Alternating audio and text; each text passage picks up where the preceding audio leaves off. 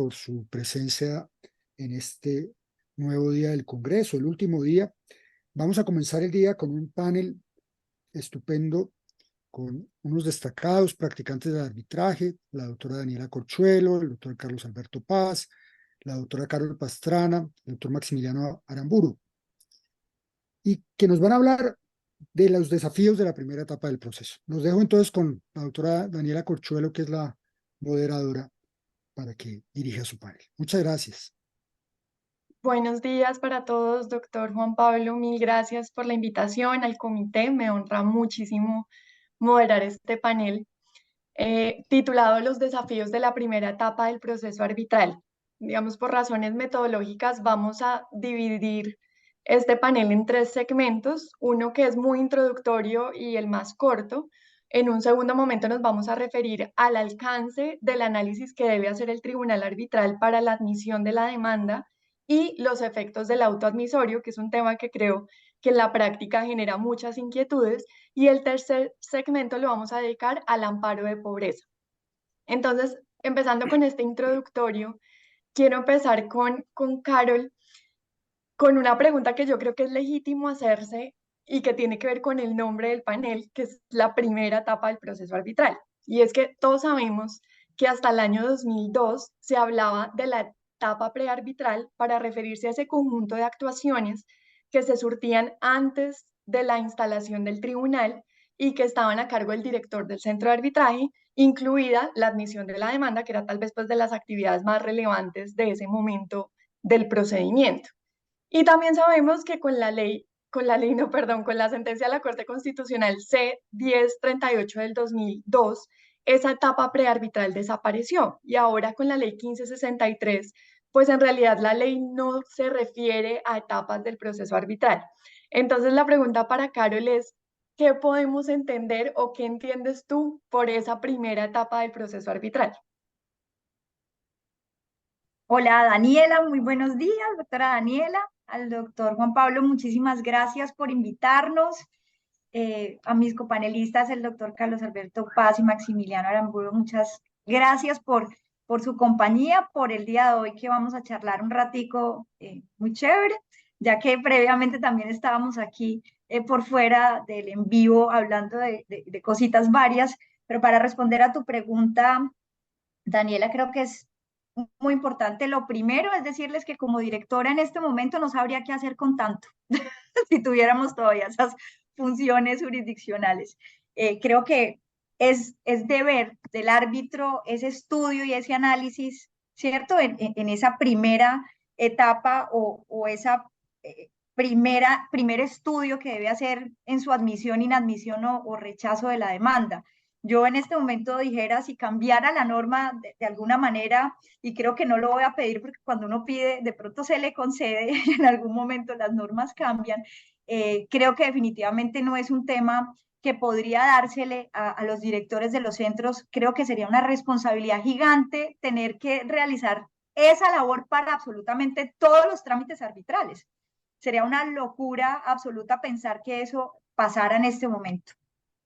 ¿Qué entendemos nosotros por etapa o por la primera etapa del proceso arbitral? Y eso lo charlamos cuando nos sentamos a hablar del panel.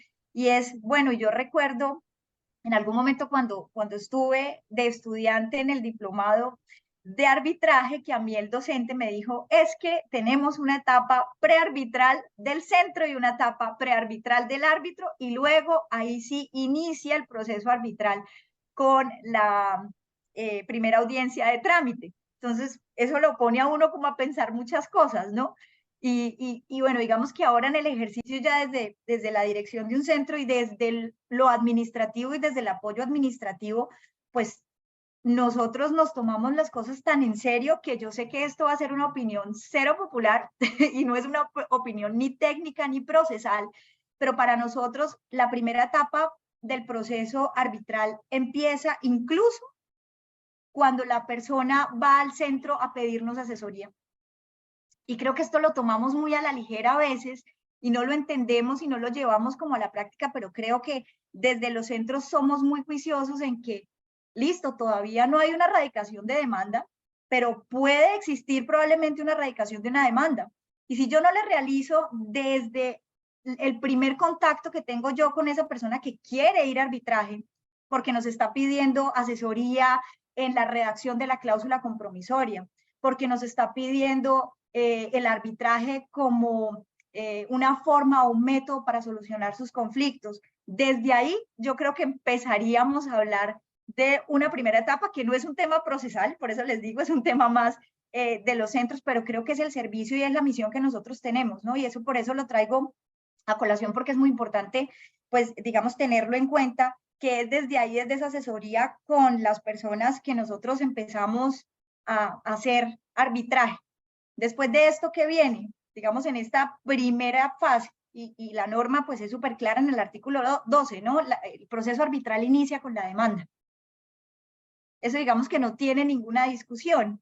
Y con la demanda, pues allí también hay muchos, bueno, creo yo, hay una responsabilidad muy grande del centro en el estudio, obviamente no de fondo, de admisión, inadmisión o rechazo, pero quién es el secretario ad hoc que hace parte del centro, de la parte administrativa del centro, sí debe hacer ese estudio junto pues con el árbitro designado para que en esa audiencia de instalación las cosas pues salgan de la mejor manera.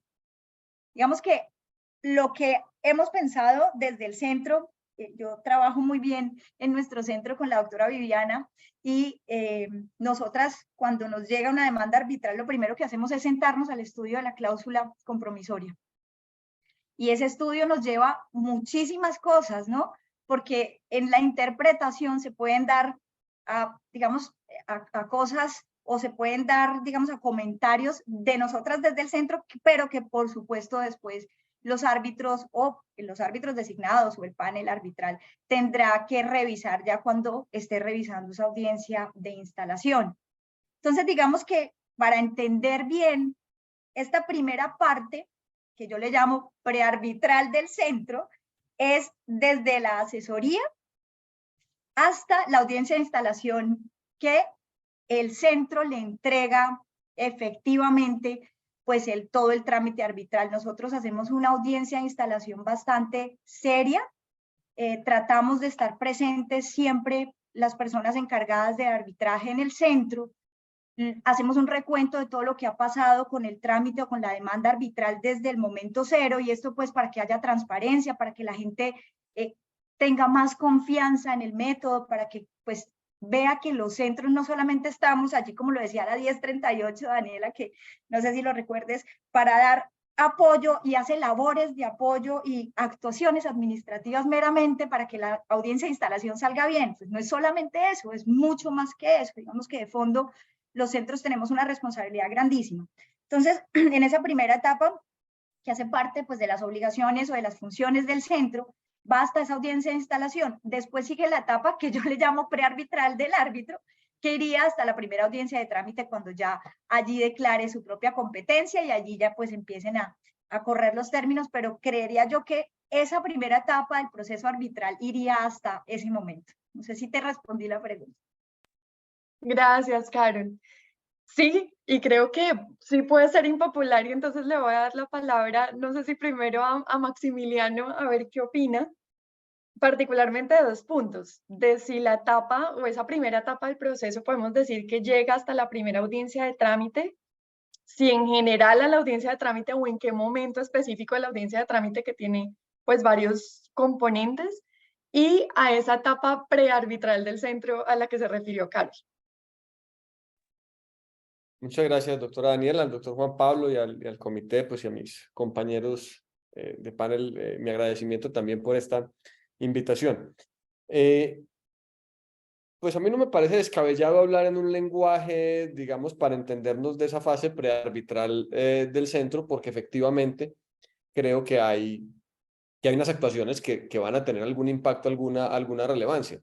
Digamos, algunas más o menos de trámite, como recibir un pago que luego se imputa al pago de los gastos del centro y que nunca ha pasado por las manos del árbitro o del presidente. Y eso, pues, digamos, puede ser parte no más del trámite y un asunto quizás menor, pero que incide de todas maneras en la cuantificación de los honorarios y gastos del tribunal. En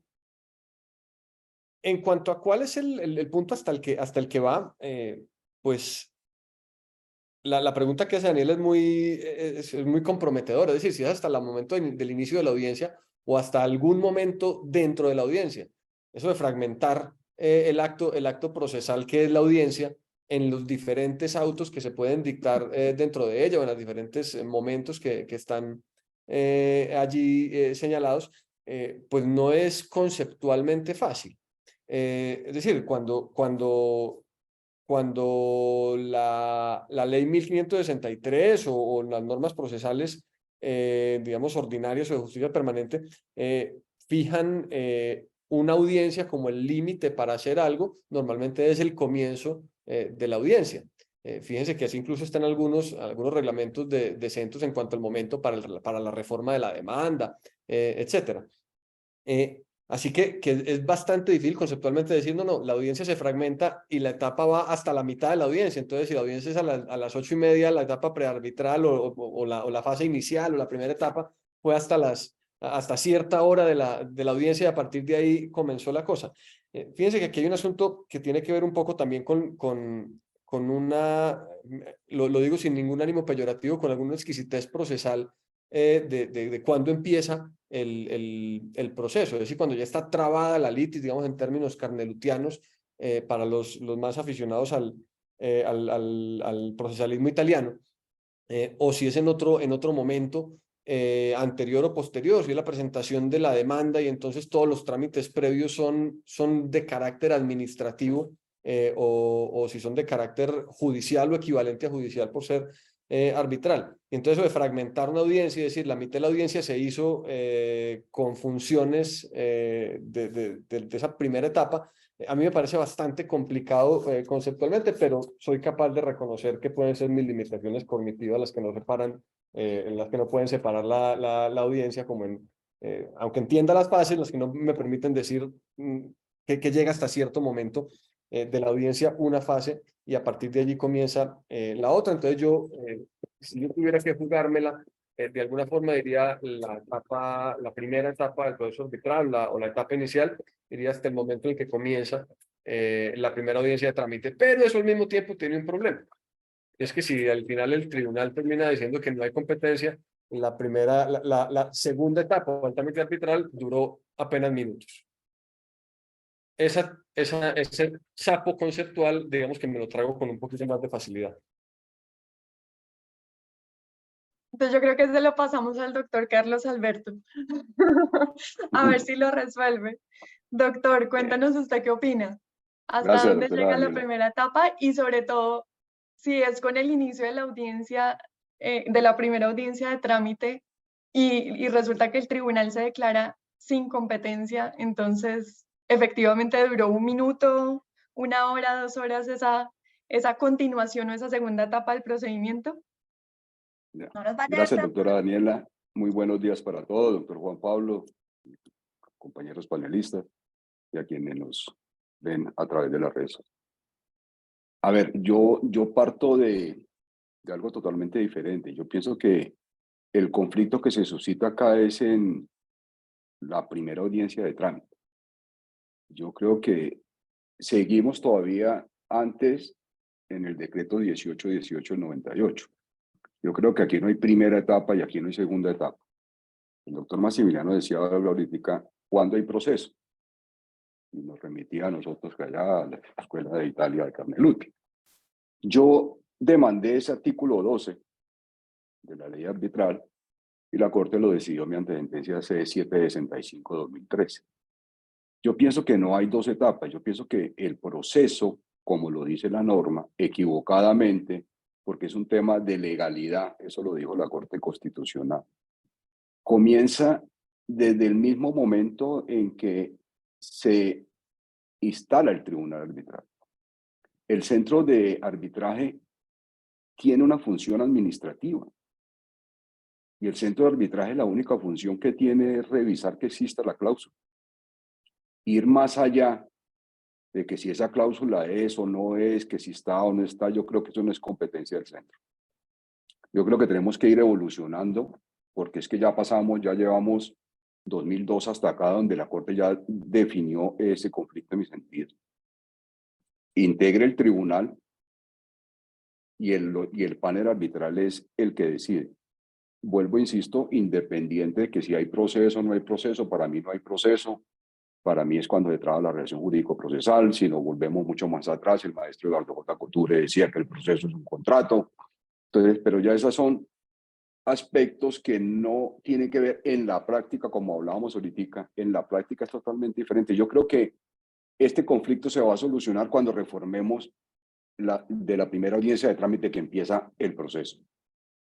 Nosotros deberíamos decir, con base en el artículo 12, empieza el proceso con la presentación de la demanda y nos evitaríamos tanto conflicto si alargamos, si expandemos un poquitico el proceso arbitral, como lo tuvimos con base en la 491, el decreto 491 del 2020, dijo que el proceso arbitral era 8 meses y no pasó nada. Entonces aquí el problema es que esa etapa mal llamada prearbitral o primera etapa, ¿sí?, que no es de responsabilidad del panel arbitral, sino que son los abogados que suspenden, son los abogados que interponen recursos por cada providencia. Debería ser, se presentó la demanda, desde ese mismo momento, que no me quiero inmiscuir en el otro tema, es que el panel arbitral está dictando un auto emisorio. Ahí está diciendo, yo soy competente para resolverle su conflicto. Entonces en mi concepto no existen estas dos etapas. Yo creo que el proceso arbitral es uno solo, que desde el momento mismo de la presentación, el centro de arbitraje tiene una labor importantísima, pero es una función administrativa. Indudablemente, ya en la práctica uno conversa con el director, con la directora, sobre el tema, sobre la cláusula, pero eso no incide en la decisión que tome el panel arbitral.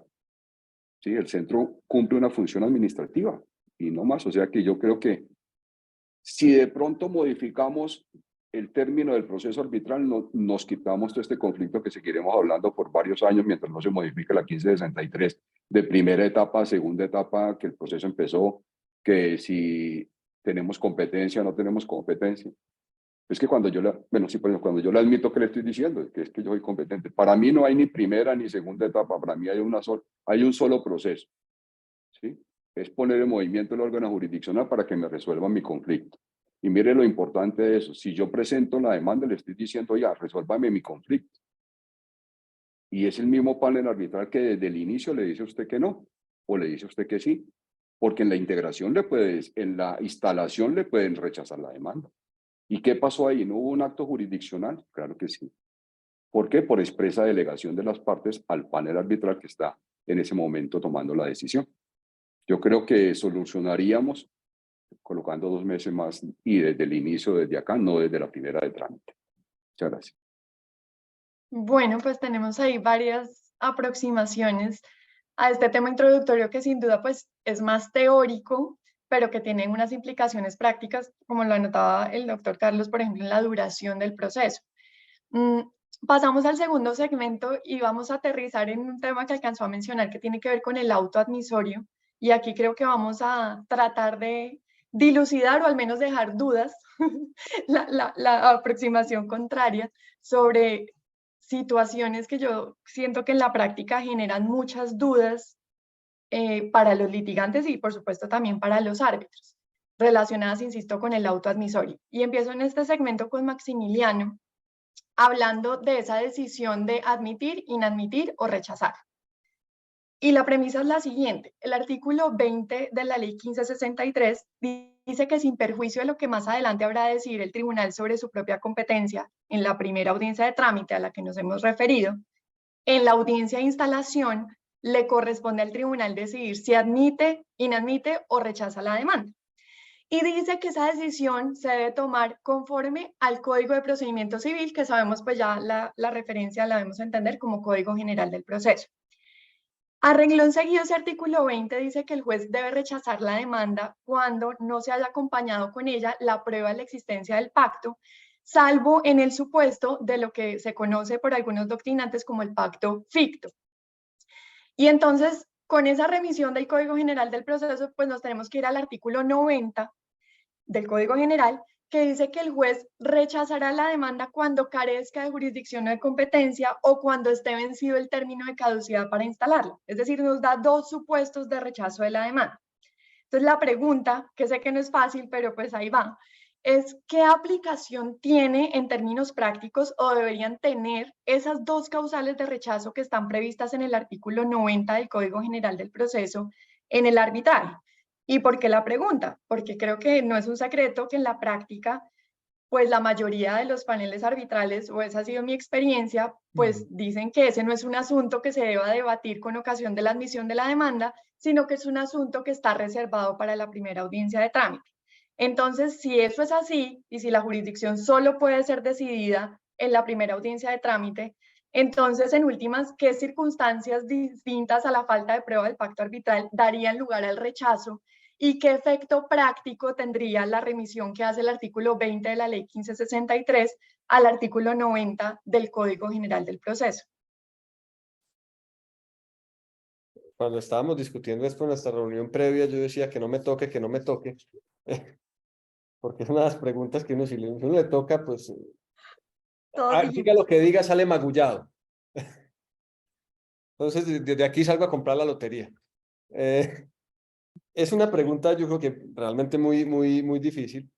Y es que en realidad, digamos, el rechazo de la demanda, digamos, el rechazo de plano, quedaría supeditado a cuestiones de caducidad con esa advertencia, digamos, digamos, si uno estableciera una regla a partir de la estadística de que todos los tribunales terminan diciendo es un asunto que se resolverá en la primera de trámite.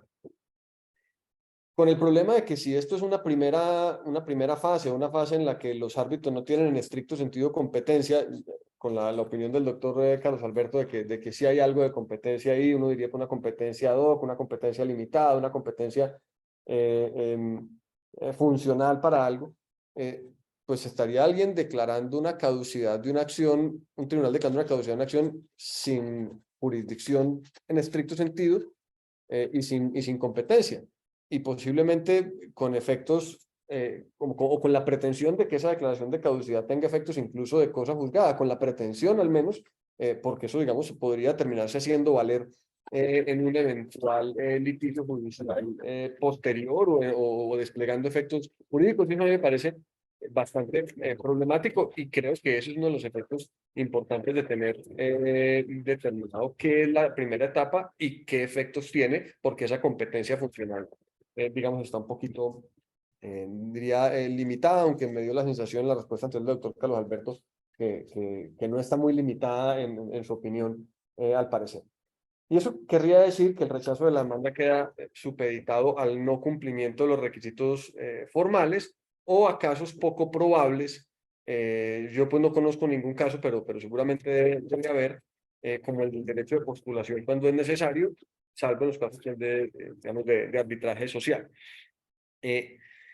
Como los análisis de competencia y de jurisdicción están vinculados al famoso principio competence que explica esta situación, pues yo diría que esto tiene dos caras. Una positiva, y es que el tribunal tiene que esperar a ese momento de definición de la competencia para decidir ciertas cosas, pero una que no es muy amable muy positiva, y es que en esa etapa, aun en la que todavía no hay competencia, puede que ocurran muchas cosas, y esta impugnación de la posibilidad de decidir es una de ellas, y de tal manera, digamos, se resuelven cosas como la caducidad, que creo que puede estar por ahí por quien no tiene esa función todavía, o todavía no la ha asumido completamente, no se la ha arrogado mediante la decisión a la que las partes le habilitan.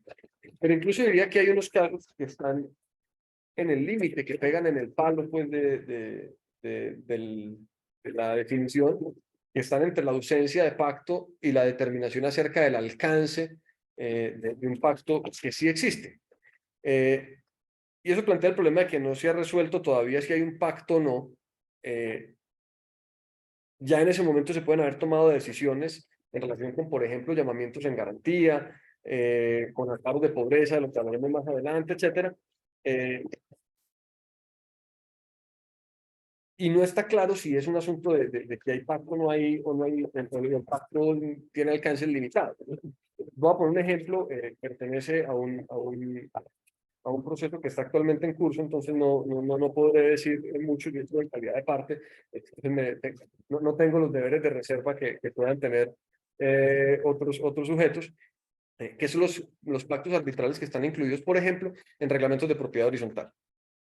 ¿Cuál es el alcance de esas cláusulas arbitrales que están en los reglamentos de propiedad horizontal? Porque muchos los asemejan a los que hay en los estatutos societarios, cuando el conflicto que se suscita es entre titulares de derechos de dominio de la propiedad horizontal, y el conflicto, por ejemplo, pueda tener una naturaleza típicamente extracontractual o de vecindad, etcétera, que hay dudas, yo creo que genuinas, de que la cláusula arbitral incluida, involucrada en un reglamento de propiedad horizontal, tenga el alcance de cobijar esos conflictos que se suscitan. Ese es uno de esos casos, digamos, problemáticos de determinar si cuando se propone la ausencia de pacto por el demandado, decir, en vez ahí sí hay un pacto, formalmente hay un pacto arbitral, pero este conflicto no tiene nada que ver con ese pacto. Yo creo que la cuestión de decidir si eso es una ausencia de pacto o falta de competencia para entender la primera audiencia de trámite es una línea bastante porosa. Supongo que hay otros casos en los que el límite también es poco claro.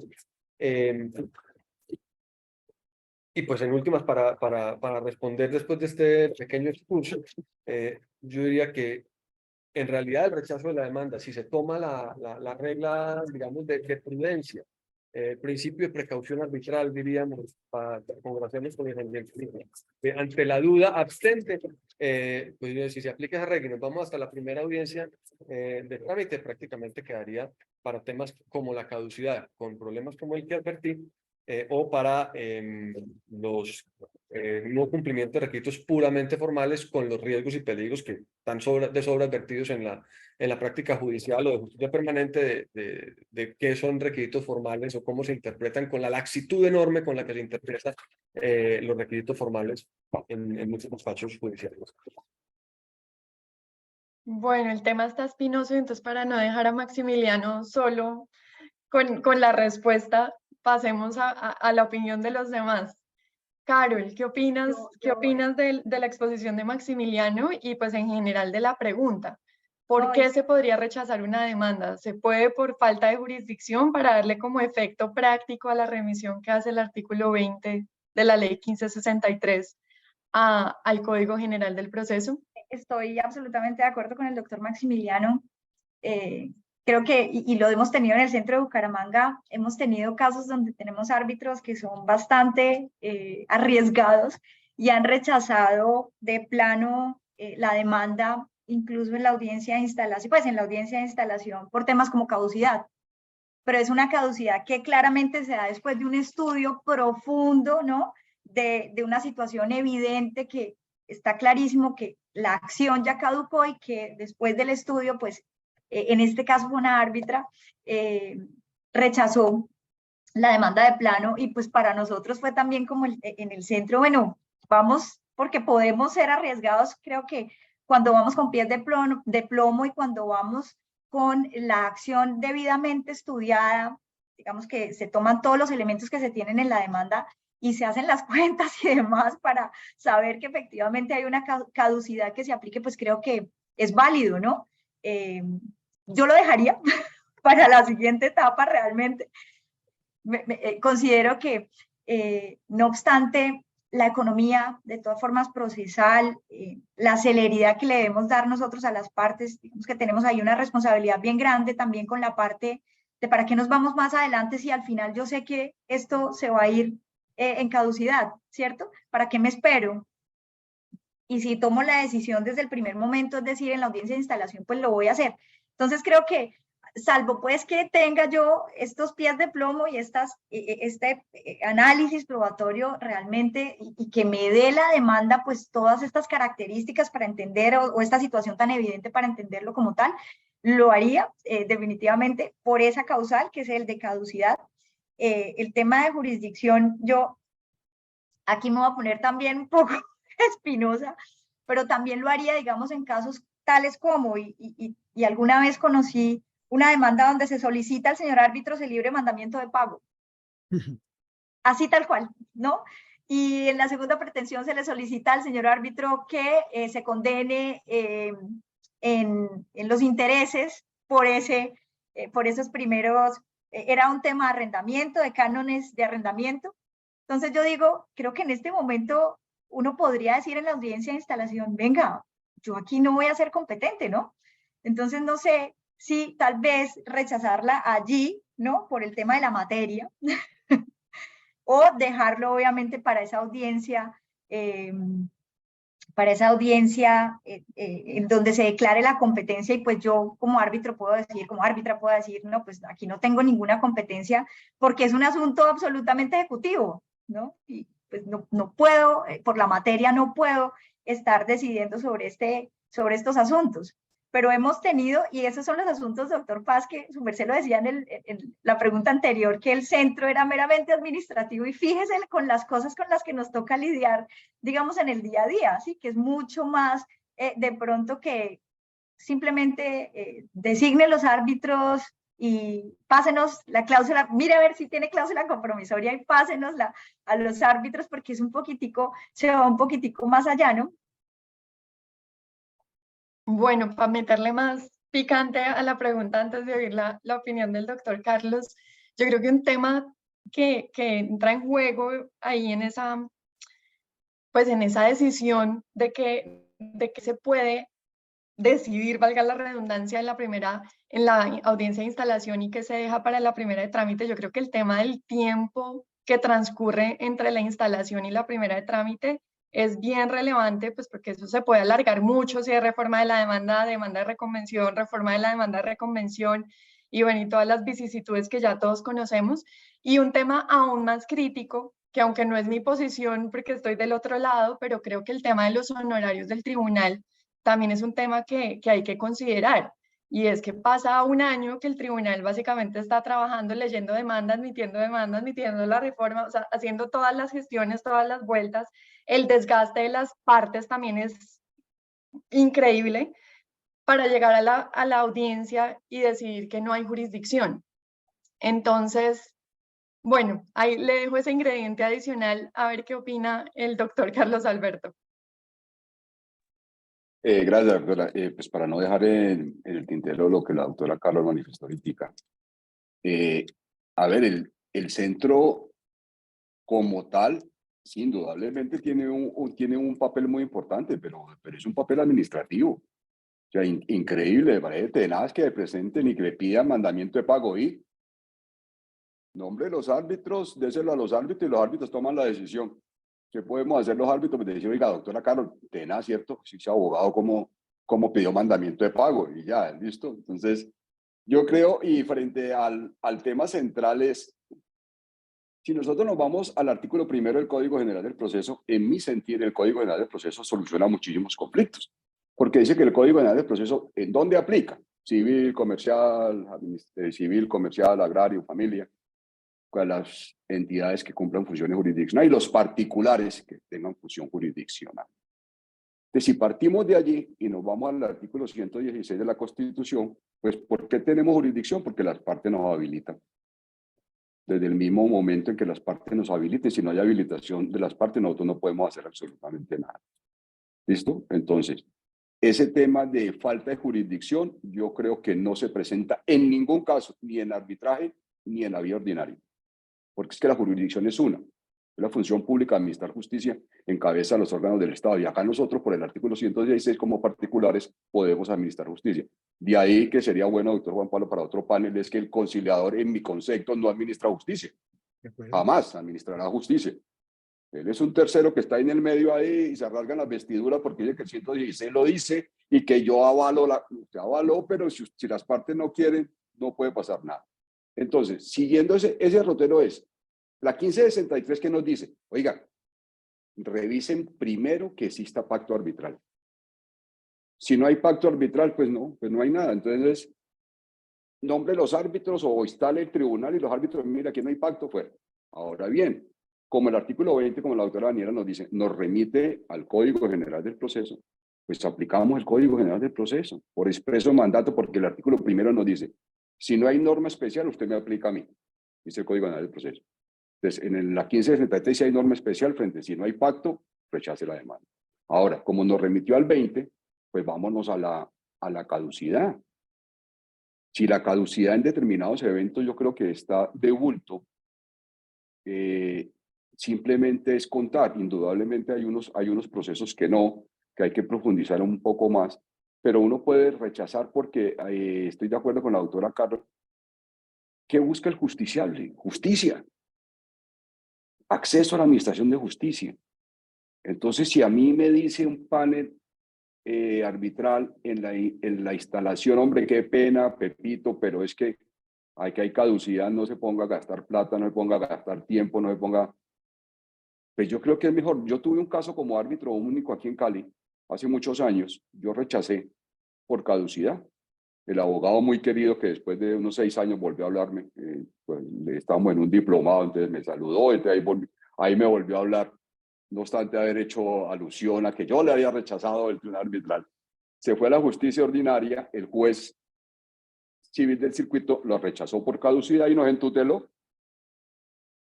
Y tutela primera y tutela en segunda perdió, o sea, había caducidad. Esto es impugnación del acta, en ese caso en particular, no. Miramos y ya, fuera. Después de un tiempo, yo creo que no solamente el centro de arbitraje queda bien, sino uno como abogado y como árbitro. Cuando está de bulto, pues administré justicia, dije que no, y ya, entonces la parte ya están más tranquilas y saben que hay una caducidad. Yo pienso que en este punto debemos aplicar la norma especial, que es la 1563, si no hay pacto, rechace, y por expresa remisión que nos hace la misma 1563 al artículo 90 para rechazar la demanda, en mi concepto, debatible, yo sé que no gusta mucho, no, la falta de jurisdicción, no sé por qué seguimos hablando de falta de jurisdicción, yo sé que es el error que trae la misma Constitución, que dice que hay jurisdicción civil, que hay jurisdicción penal, que hay jurisdicción...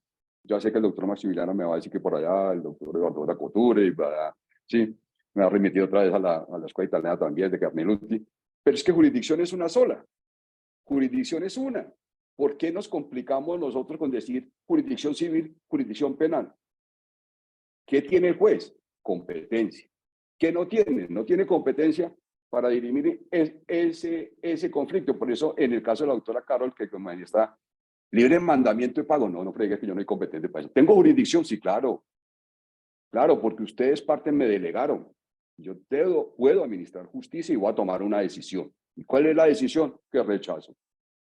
Porque es que no se pueda llevar, no es que no se pueda llevar un proceso ejecutivo a través de un proceso arbitral. Sí, porque la ley no lo prohíbe, lo que pasa es que no está la norma que nos dé el camino expedito para nosotros poder llevar un proceso ejecutivo.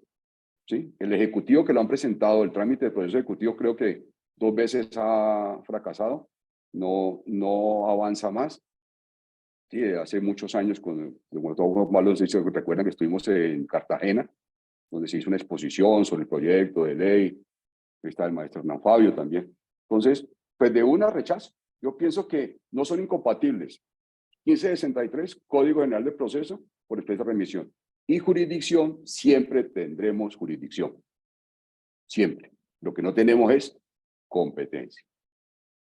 Muchas gracias. Bueno, pues creo que quedamos ahí con varias reflexiones y aproximaciones. Yo tengo que decir que a mí me rompe la cabeza pensar que el tribunal, sin haber decidido o haber declarado que tiene competencia, pueda declarar la caducidad. Porque de dónde surge esa habilitación, llamémoslo así, para no entrar en la discusión de competencia o jurisdicción, para decidir si aún no ha hecho el análisis con base en la extensión, en el ámbito material y subjetivo del pacto arbitral. Pero doctora Daniela, y cuando las partes nos delegan, ahí nos están invirtiendo en la función pública de administrar justicia. ¿Qué más necesitamos? Nosotros somos flexibles para unas cosas, pero inflexibles para otras. Cuando las partes nos dicen, nombro a Maximiliano Aramburo, Juan Pablo Cárdenas y a Carlos Pastrana, ojo, usted y yo los estamos delegando a ellos. Es la delegación de las partes para que ellos tres administren justicia. ¿No necesitamos más? A ver, yo el aclaro que apoyo- yo digo que me rompe la cabeza, pero yo típicamente interpongo recurso de reposición cuando advierto que hay caducidad o falta de jurisdicción. Me rompe la cabeza es por duda, tampoco porque tenga una aproximación pues muy estricta sobre el tema, sino porque creo que el proceso envuelve unas contradicciones conceptuales que a veces son muy difíciles de resolver. Y entonces a veces uno se pone a teorizar y llega a que se le rompa la cabeza, pero pues bueno, en la práctica suceden ese tipo de situaciones y ni modos, básicamente. Pero me gusta que se dé el debate y pues que nos demos la oportunidad de controvertirlo. Hay un segundo aspecto, ya no el rechazo, sino la inadmisión de la demanda. Y esta también es una duda existencial que siempre he tenido, que tiene que ver con la acumulación de pretensiones. ¿Por qué? Porque ya dijimos que el 20 de la ley 1563 remite al 90 del Código General del Proceso. Y cuando vemos el 90 del Código General del Proceso, nos dice que la demanda se inadmitirá, entre otras cosas, cuando las pretensiones acumuladas no reúnan los requisitos legales.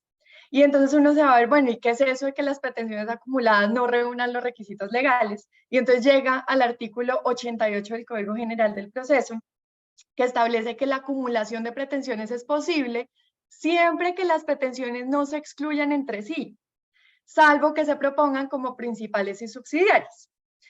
Y entonces, por virtud de esas normas, y ya ustedes me corregirán o no, pero pues yo lo que entiendo es que la formulación de pretensiones excluyentes, cuando no han sido formuladas de manera principal y subsidiaria, da lugar a la inadmisión de la demanda.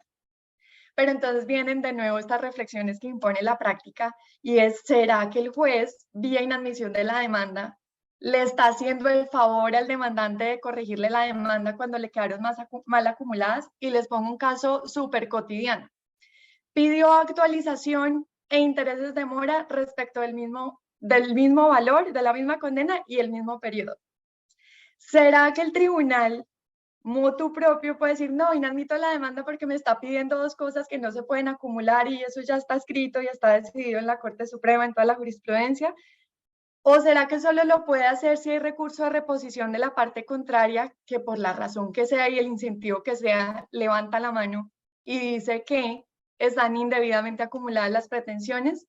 ¿O cuál debe ser la aproximación del tribunal? Y sobre todo con algo que es lo que a mí me martilla, el efecto útil de las normas, en este caso el artículo 20 de la ley 1563. Entonces ahí le paso, como dijo el doctor Maximiliano, ese sapo a la doctora Carol primero.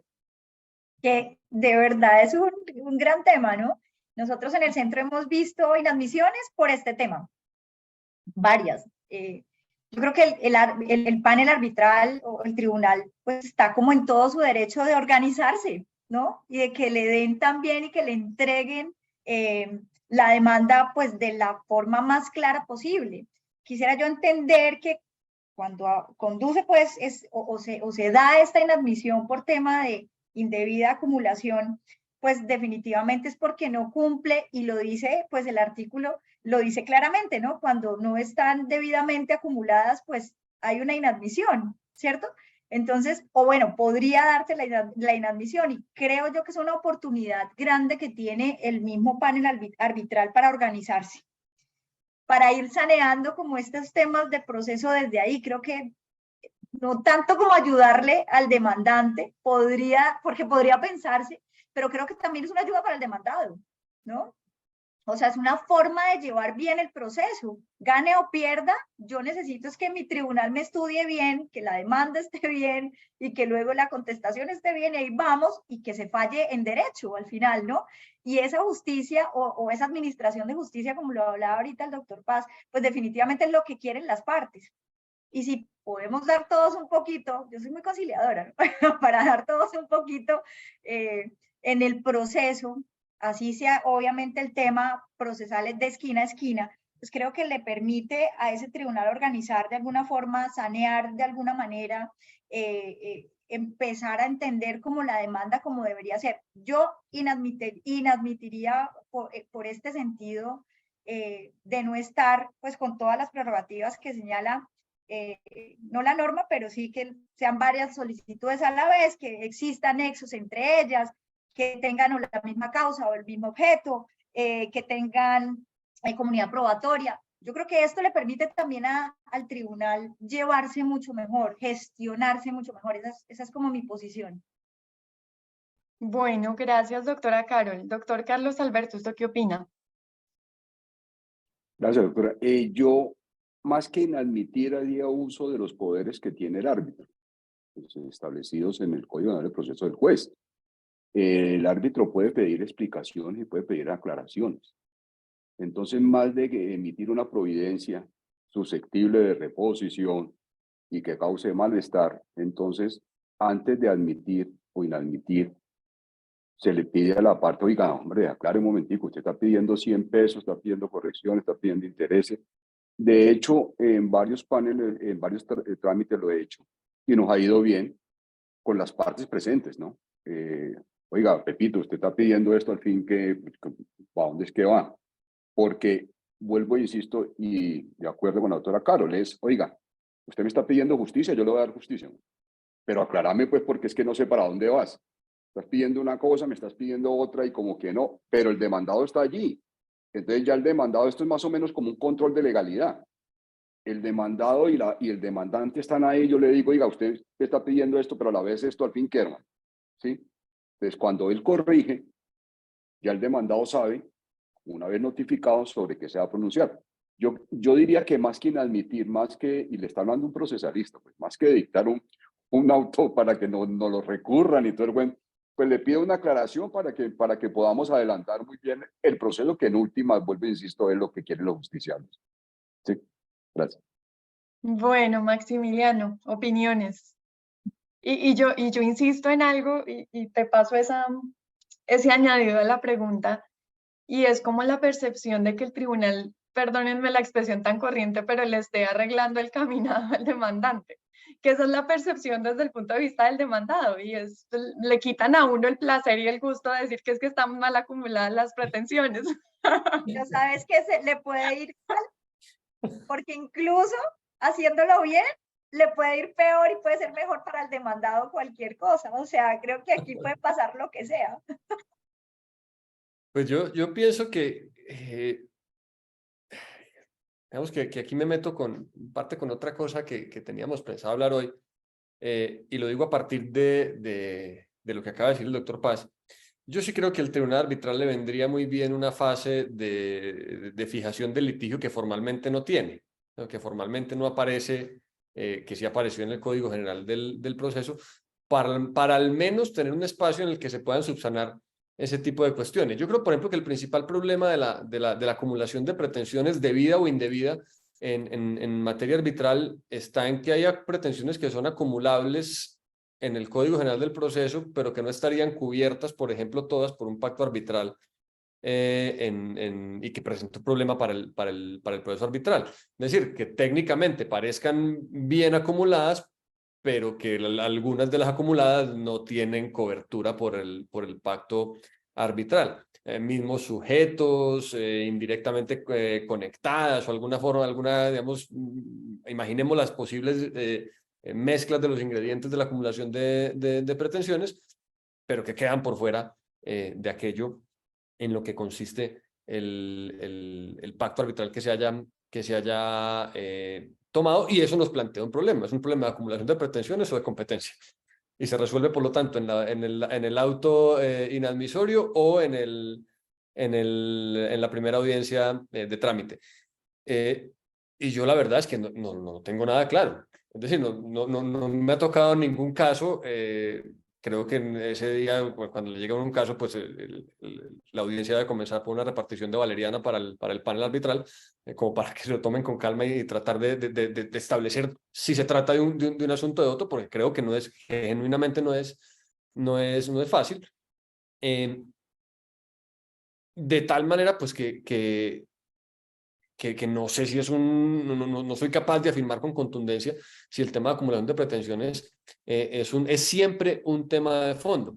Nuevamente, y esto posiblemente tiene cara de problema de filosofía del derecho y en cierta forma lo es, y es que esa distinción entre casos fáciles y casos difíciles no es solamente un problema para que los filósofos se regodeen, y es que hay casos que caen claramente dentro del ámbito de la norma, casos que caen claramente fuera del ámbito de la norma, y hay casos en los que hay una zona de indeterminación muy grande, y este es uno de ellos. Y en los casos fáciles nadie va a poner problema y seguramente, digamos, el asunto se resuelve de manera más o menos tranquila con un auto, con un recurso de reposición. Pero los paneles plurales, por ejemplo, es decir, de 3 árbitros, pueden tener un lío añadido en ese momento del proceso en el que discutimos si es un proceso arbitral o no.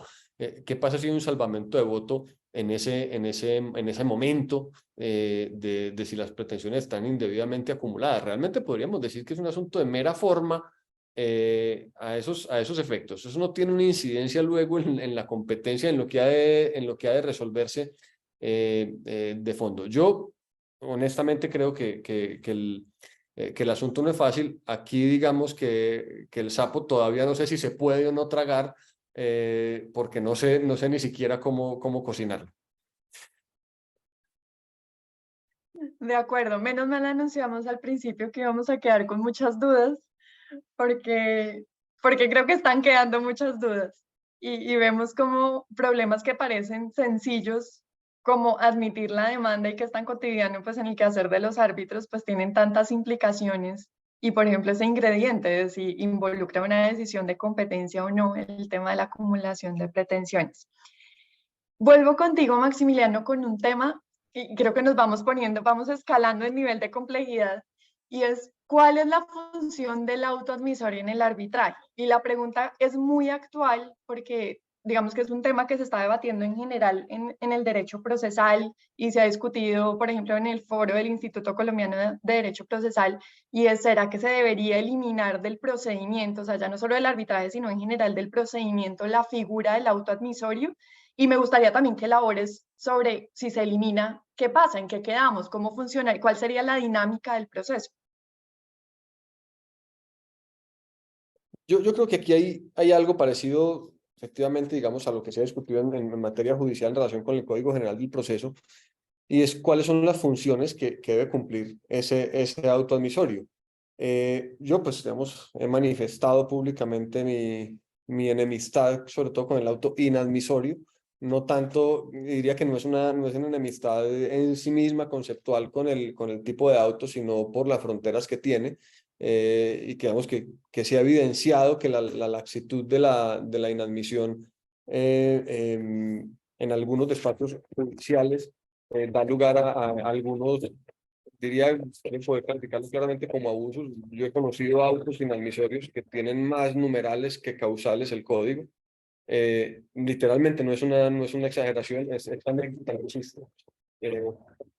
De tal manera que tengo problemas con el auto inadmisorio por esa cuestión medio ideológica de cómo no es posible poner límites a esa laxitud enorme, principio de precaución, entonces no lo pongas, sino dale trámite al asunto. Yo alguna vez tratando de explicar en una ponencia, digamos, esto es como el bolero. Eh, bueno, eso no estoy seguro de acertar en el género musical, pues si me pide la luna, la tengo que bajar. Tengo que llegar por lo menos a tramitar la petición de que le bajen, de que bajen la luna, y luego decidir si se puede o no se puede bajar, pero no puedo limitar lo que se está pidiendo. Entonces hoy, repito, digamos, como un punto de partida medio enemigo del auto inadmisorio. Sin embargo, sí creo que hay una función que mantiene en materia arbitral, ya que alguna vez también en materia judicial, en cuanto a los requisitos formales, como decíamos, en cuanto a la falta de los anexos, simplemente para evitar demoras innecesarias en un tipo de procedimiento como el arbitral, en el que la celeridad es un valor por el que las partes además están dispuestas a pagar. Es decir, es un valor que está en el mercado de alguna forma, perdón por la expresión, digamos, no quiero ser malsonante aquí, pero la celeridad es un valor que ponemos en el mercado, los tribunales arbitrales, los centros de arbitraje, por lo que las partes pagan. y es uno de los criterios diferenciales del arbitraje frente a la justicia permanente. Entonces, para efectos de evitar esas dilaciones, esas demoras, yo sí creo que el auto inadmisorio, de alguna manera, o la función que cumple el auto inadmisorio en ese tipo de cosas es importante. Pero creo que en ese sentido, que el auto admisorio y el admisorio se pronuncia en la audiencia de instalación, facilita algunas cosas en cuanto a acto de comunicación. Es decir, le he tomado conocimiento de su asunto, estoy entendiendo de qué se trata, y por eso, digamos que yo no veo ningún obstáculo en el ejercicio de esas facultades que mencionaba el doctor Paz ahorita, que en esa audiencia, incluso por ser un procedimiento oral, pueda instaurarse un procedimiento ágil de pedir las aclaraciones del caso en relación con las pretensiones y resolver allí mismo esas cuestiones que pudieran resolverse en audiencias, caso en el cual, digamos, podría ser potestativo de la parte convocante resolver si subsana ahí mismo o se toma los días correspondientes al término de inadmisión. Sobre todo en estos tiempos que después al menos de la entrada en vigor del decreto 806 en su momento y todo el asunto, la idea de que tenemos que enviar una copia de la demanda al demandado desde el momento de presentación de la demanda, salvo las excepciones que conocemos, el concepto de traslado de la demanda como acto a través del cual el convocado, en este caso el proceso arbitral, el demandado, conoce el contenido de la demanda, pues ya se ha surtido, y que es posible que haya otros momentos procesales más adelante en los que ese ajuste del caminado se puede ir corrigiendo, decía ahora, una especie de fase de fijación del litigio. Yo creo además que la precisión y claridad de las pretensiones, la indicación de la cuantía, en el arbitraje tienen un alcance más importante que en materia judicial por la incidencia que esto puede tener en los honorarios y en los gastos del tribunal. Pero como esos, digamos, efectos se producen más adelante, tiendo a pensar que no es tan importante, no es tan necesario que esos elementos que van a incidir en la indicación de la cuantía, o incluso en la claridad de las pretensiones, queden fijados desde el auto admisorio, si luego hubiera una fase de fijación del litigio o de aclaraciones, salvo para decidir, por ejemplo, algo que no establece el tribunal en estricto sentido, sino el centro, en relación, por ejemplo, con qué cuantía es susceptible de una lista o de otra, si se tienen varias listas de árbitros A y B, por ejemplo, como en algunos centros que son susceptibles de ser nombrados en cada caso, que eso podría pues ser importante. Dicho esto, pues yo concluyo esta pequeña intervención diciendo que creo que al arbitraje le vendría muy bien una especie de fase de fijación del litigio en alguna de las audiencias. Podemos discutir cuál es la más conveniente para que ello ocurra, que en cualquier caso ayudaría a fijar y aclarar lo que no haya quedado resuelto en la fase de inadmisión con ese asunto por ejemplo, de la acumulación de pretensiones, por poner un ejemplo, para que quede resuelto en esa fase de fijación del litigio. Intuitivamente uno diría, podría ser esa primera audiencia de trámite, es a partir de ahí que se van a decretar las pruebas, etcétera, pero es un tema pues que es abierto a la discusión, a la opinión de ustedes. Yo tengo una cosa chiquita, si me das la Dale. palabra. La justicia es para la gente. Y la gente necesita saber, o yo, por ejemplo, como parte, porque puedo tener mi abogado y el abogado se sabe el derecho, sabe leer el código, entiende los temas de derecho. Pero las personas, las empresas que van a arbitraje o las personas naturales que van a arbitraje, pues no entienden nada de esto.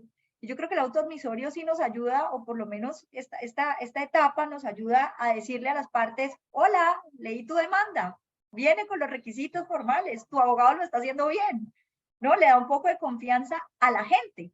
Sí, más allá de que a nosotros nos pueda parecer que se nos va un poquito más de tiempo, lo que sea, creo que para las personas que están siendo administradas o que tienen o que necesitan o requieren esa administración de justicia, pues es un parte, creo yo, como de tranquilidad ese auto admisorio, al demandado que le está diciendo, sí, ven una demanda en contra tuya y cumple con los requisitos formales y prepárate, ¿no? Porque ahí ya vendrá, si no ha sido notificado por efecto, pues, de la 2213 por temas de las excepciones y demás, dice, bueno, a mí ya me notificaron la demanda y fíjese que ya la leí, ya se la mostré a mi abogado y está bien porque cumple con los requisitos formales. Entonces creo yo que solamente por eso podría yo pensar que es bien importante tener ese auto admisorio. Creo que es sobre todo porque le da un poquitico de conocimiento a las partes de lo que se está haciendo dentro de los procesos, les da un poco de entender y de claridad, ¿no? A las partes de vamos y vamos bien hasta ahora, que lo que quiero es que los procesos vayan bien al final, ¿no? Gane o pierda, que vayan bien. Bueno, ya tenemos dos opiniones, dos aproximaciones. Doctor Carlos Alberto, ¿usted qué opina? ¿Eliminamos el auto admisorio? Negativo. Pero antes de hacer comentarios sobre ese punto, el doctor Maximiliano decía que el control de legalidad en la primera de trámite. Yo pensaría que desde el inicio, o sea, esa fijación del litigio y el control de legalidad, si la dejamos allá a la primera de trámite, pues no, pues a lo último como que no hicimos nada, porque es que allá, imagínense, decirle, bueno, contame, cuadremos esta vaina. Y mire que nadie hizo alusión, Maximino, ahí como por un poquitico sobre la propuesta, que mire que es bastante interesante. Pidamos explicaciones a las partes. Aquí no le estamos ayudando a nadie. Aquí le estamos permitiendo el acceso a la administración de justicia. Porque no sé si a ustedes les han pasado, pero en muchas ocasiones muchos abogados comparecen a los arbitrales y uno dice, Dios, señor sabe que existe la 1563. Y entonces hacen unas cosas exóticas que uno dice, de hecho yo he utilizado esa facultad del juez, es, oiga, explícame un momentico para dónde vas porque es que no he podido entender. Y entonces si ejercemos el control de legalidad, como dice el Código General del proceso, que yo no sé por qué no se aplica acá en el arbitraje, sería bueno, pero como necesitamos la norma que lo diga, ¿sí?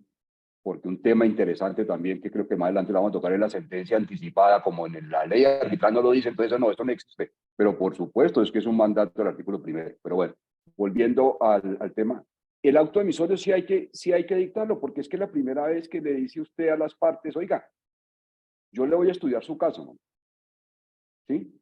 Yo le voy a resolver su conflicto. Lo que pasa es que el contexto que se da en el instituto, cuando me han hecho prestar sobre esa propuesta, es eliminar el auto emisorio de la demanda, pero hacerlo todo en una audiencia. O sea, tomar lo que sucede en Estados Unidos, en Europa, vámonos a una audiencia y cuénteme a ver, demandante, ¿usted qué quiere? ¿Sí? El demandado cuenta, dice, no sé qué, y el demandante, disculpe, y el demandado refuta. Y después se toma una decisión. Pero en mi concepto estamos en años luz en Colombia de que eso suceda. De que en una sola audiencia vaya la parte y diga, ¿sí?, qué es lo que quiere y el demandado le refuta en forma inmediata y que el panel arbitral decida. Si nos quejamos porque tenemos 6 meses, ahora usted se imagina, porque la propuesta que se hizo es una sola audiencia, ¿no? Cambiar el procedimiento para una sola audiencia. Yo creo que es bastante pretencioso, que yo creo que en la práctica no funciona. No tiene ningún sentido, porque como hemos venido hablando, hay de pronto determinados errores que más que inadmitir, de decir yo sé procesal y le inadmito y contra ese auto no hay nada porque yo soy el panel arbitral, no, yo creo que es, oiga, justiciable, venga, cuénteme a ver qué quiere para yo resolverle su conflicto porque es que no le entendí. Lo que sucede con los peritajes. Aportan o piden un peritaje y los árbitros, pues no entendemos eso porque no somos abogados. Entonces, llamamos al perito para que nos explique. Bueno, qué bueno que no solamente nos explique a nosotros, a los árbitros, sino que le explique a las partes, para que las partes entiendan en un lenguaje tranquilo, sencillo. Y de hecho, uno como panel arbitral hace unas audiencias privadas con el perito, para decirle, oiga, explícame qué quiere decir esto, qué quiere decir lo otro. Entonces acá, si la parte, sea natural o sea jurídica, pactó la cláusula compromisoria, pero realmente no sabe cómo funciona esto, ¿cierto? Y presento una demanda con ciertos errores, pues más que ponerle talanquera en la inadmisión, en decirle, vení, explícame, porque es que yo te voy a admitir esto, pero necesito saber para dónde vamos. Y la parte demandada también necesita saber qué es lo que usted pretende. Desquitar el auto admisorio para cambiarla por una sola audiencia en el trámite procesal, yo creo que no, yo en eso sí no estoy de acuerdo. Yo creo que debemos tener las audiencias que tenemos en el trámite arbitral, que yo creo que ahí es donde realmente se administra justicia. Gracias. Bueno, pues creo que tenemos el primer consenso de la mañana y es que no estamos listos para eliminar el auto admisorio o el inadmisorio del proceso arbitral. Paso con ese tema que ya usted anunció, doctor Carlos Alberto, y es el de la sentencia anticipada, que sé que usted tiene una opinión muy estructurada sobre ese tema y que tiene que ver pues con la remisión o la aplicación general, llamémosla así, del Código General del Proceso al proceso arbitral. Entonces, cuéntenos cuál es su postura sobre ese punto. Gracias, doctora. Aquí hay un tema que pues, trataré de no tocarlo porque sé que no es muy amigable el tema de los honorarios, porque ya me han regañado varias veces cuando hablo sobre los honorarios. ¿Sí? Yo sigo insistiendo, disculpe que yo siga insistiendo en el artículo 1 del Código General del Proceso. Cuando nosotros entendemos el artículo 1 del Código General del Proceso, entendemos cómo es que se aplica el Código General del Proceso. Porque de general tiene muy poquito, pero es que ese artículo nos dice que aplica cuando los particulares ejercen la función pública de administrar justicia, siempre y cuando no exista en la otra ley. ¿Sí? Y si nos vamos a la 1563, pues en la 1563 no se hizo referencia a la sentencia anticipada. Pero entonces, si yo tengo los elementos estructurados de la sentencia anticipada, pues dicto el laudo anticipado. Es que nada me lo prohíbe y no estoy cometiendo ninguna arbitrariedad porque estoy aplicando el Código General del Proceso que me dice, oiga, cuando usted acá no encuentre la solución al caso, pues aplíqueme a mí, dice el Código General del Proceso. Entonces yo aplico el Código General del Proceso y en el 287 numeral tercero se dan esos elementos. Imagínense una falta de legitimación. ¿Sí? Usted va a demandar a Maximino y me demanda a mí. Pero resulta que como usted no puede dictar, no sé cuál es el fundamento de los que dicen que no se puede dictar un laudo anticipado. Pues me tiene ahí 8 meses, 10 meses para decirme al último, ve, Carlos Alberto, qué pena, no era poder a Maximiliano. Dictemos el laudo anticipado. El problema real, te dije que no lo iba a hacer, pero sí lo voy a hacer. El problema real es que no hay honorarios. Entonces, como no hay honorarios, como en otro seminario me regañaron porque yo dije, no, pero mire, miremoslo por el lado amable. Y aprendimos, estudiamos, profundizamos. Y por alguien me dijo, yo no estoy aquí para estar estudiando, yo ya tengo muchos años. Pero si yo soy árbitro, yo siempre he molestado que mis estudiantes cuando salen y se vuelven abogados me nombran árbitro único en procesos de 20 millones. Eso es venganza, por lo que le hice yo durante todo 1 año y medio. ¿Sí? Pues me toca aceptar y yo soy árbitro de lista A, pero acepto porque para eso estoy en la lista. Entonces acá es lo mismo, o sea, si me están pidiendo justicia y yo veo que, hombre, esta demanda es contra Maximiliano y resulta que Juan Pablo, ¿por qué tengo que tenerlo ahí 8 meses? Para después decirle, no, Juan Pablo, de qué pena, no era poder a Maximiliano. Primero, el centro, porque el que desconoce el proceso arbitral va a decir, uy, ese centro de arbitraje de Bucaramanga sí es malo, y es como así que me tuvieron acá 9 meses. Cambio el justiciable a decir, ve, hombre, te agradezco mucho. Aquí hay falta de legitimación, aquí hay cosas juzgadas, aquí hay caducidad. Volvemos a lo mismo. Yo creo que el laudo arbitral, en este momento, por expreso mandato del artículo 1 del Código General del Proceso, es aplicable en el trámite arbitral. La talanquera que hay, vuelvo e insisto, no hay honorario, no dicto. Ese es mi concepto.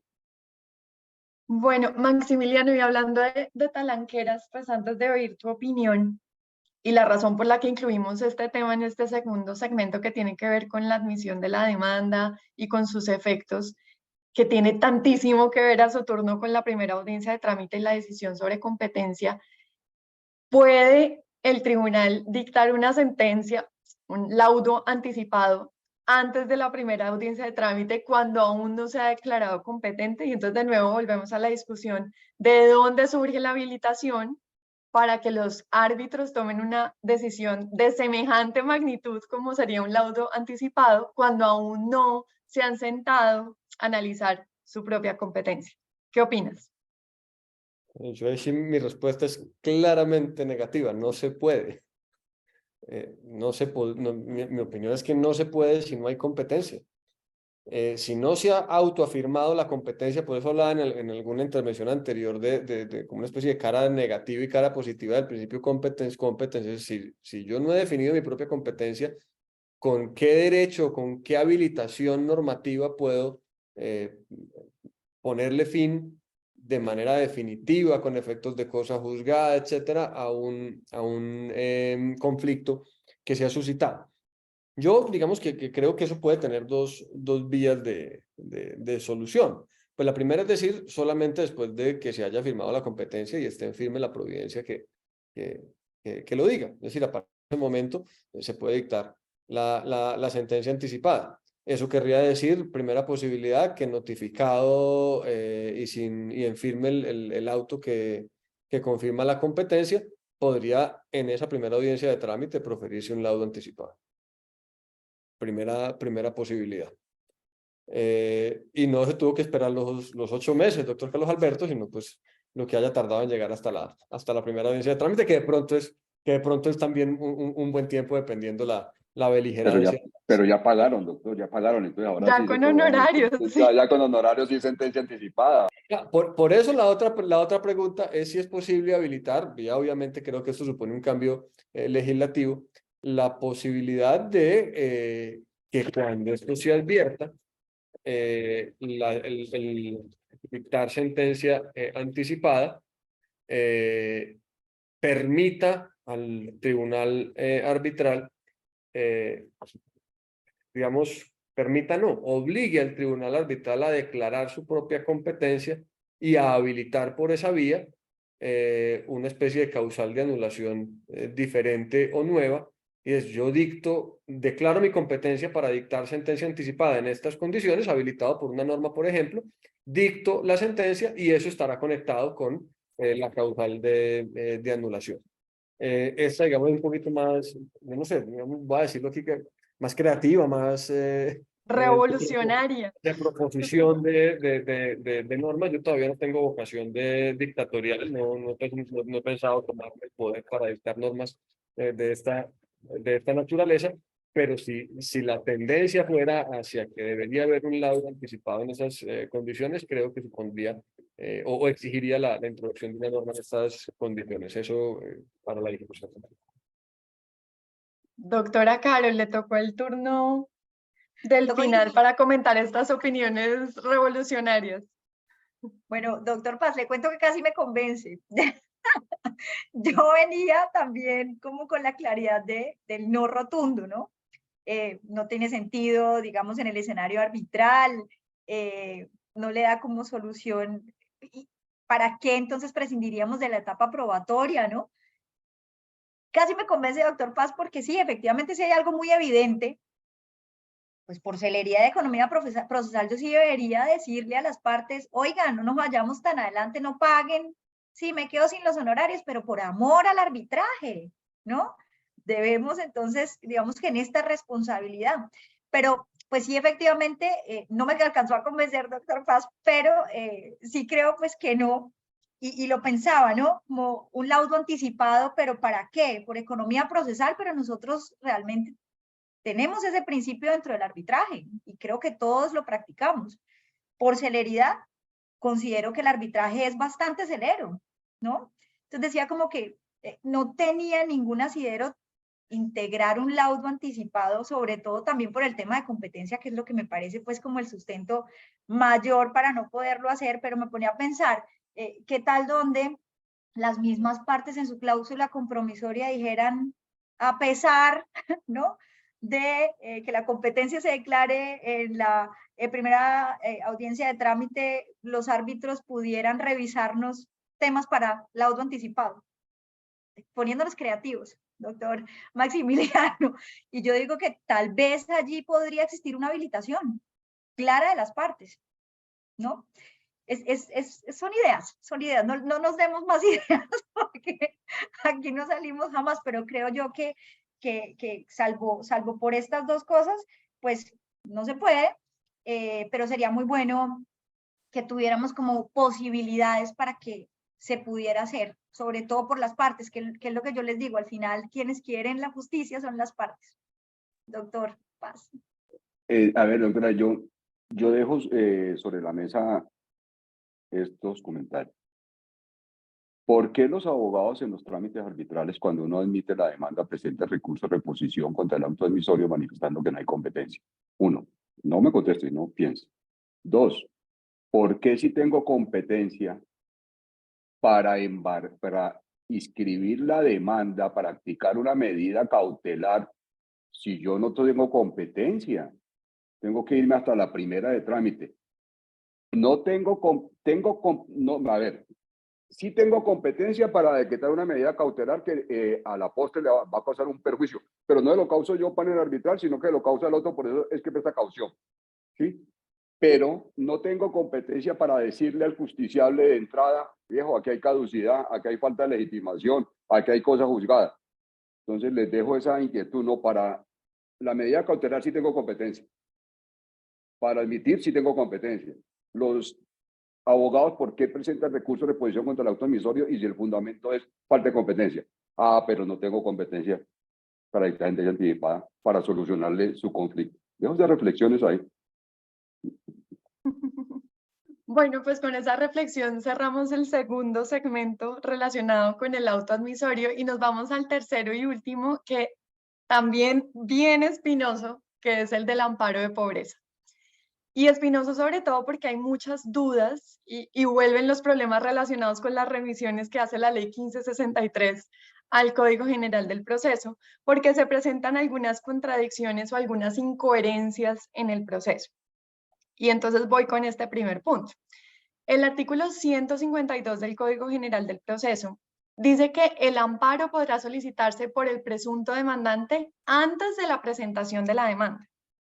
Y luego el artículo 153 del Código dice que cuando se presente junto con la demanda, la solicitud de amparo, esta solicitud se resolverá en el auto admisorio de la demanda. Esas dos normas resultan aplicables, al menos en teoría, por remisión del artículo 13 de la ley 1563. Sin embargo, entonces vienen dos situaciones que suponen una dificultad. Primera, cuando yo debo presentar la demanda, pues la institución, el centro de arbitraje, me cobra un fee para yo poder registrarla. Primer tema, estamos hablando de amparo de pobreza, donde un fee puede representar una dificultad para el demandante. Y segundo, que cuando yo presento la demanda, pues no hay tribunal arbitral que me resuelva la solicitud porque aún no se ha integrado. Necesito que se integre para que pueda resolver.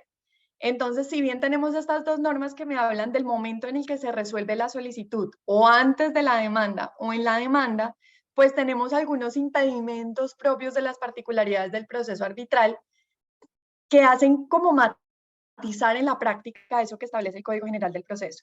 Entonces, esta pregunta creo que también difícil va primero para la doctora Carol y es cómo compaginamos esas dos normas con la situación del proceso arbitral y que ha visto usted en la práctica. ¿Se solicita el amparo de pobreza antes de la demanda y cómo lo manejan, cómo manejan este tipo de situaciones en los centros? Bueno, lo primero, y creo que no tiene ninguna discusión, es que el arbitraje es de naturaleza onerosa, ¿no?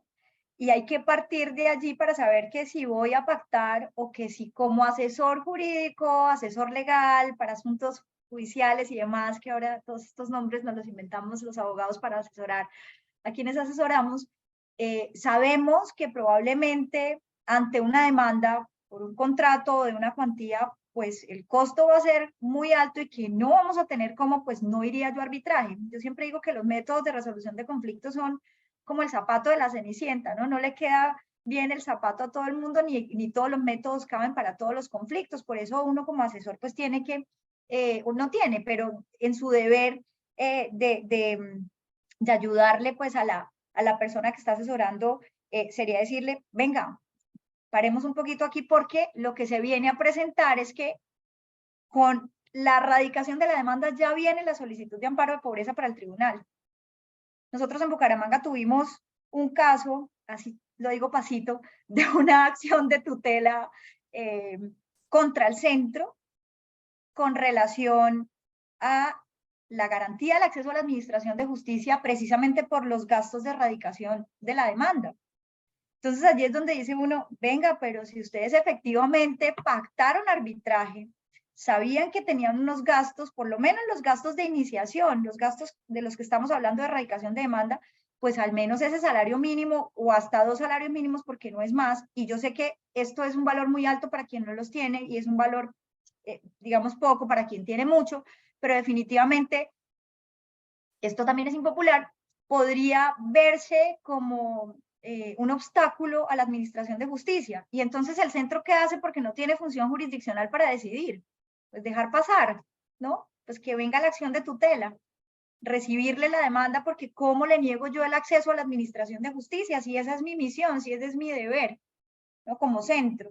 Sí, mi apoyo institucional al arbitraje me insta a que tengo que recibir la demanda, tengo que integrar el tribunal, etcétera, etcétera, y hacer todo hasta la instalación.